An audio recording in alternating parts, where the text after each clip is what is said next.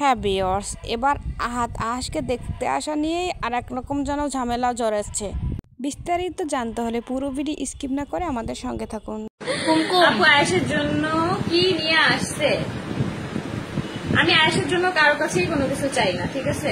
আমার ছেলেকে আমি একাই লালন পালন করতে পারবো।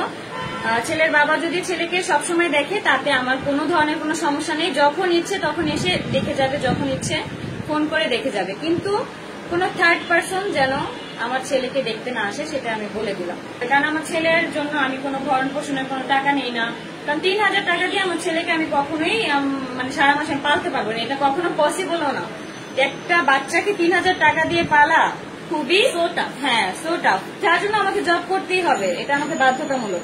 আর আপুরা, আপনারা জব করেন না বলেন, আপনারা তো অনেকে অনেক সেক্টরে জব করতেছেন, তাইলে কি সব জায়গায় দিদিকে নিয়ে যান? ডেফিনেটলি নেন না।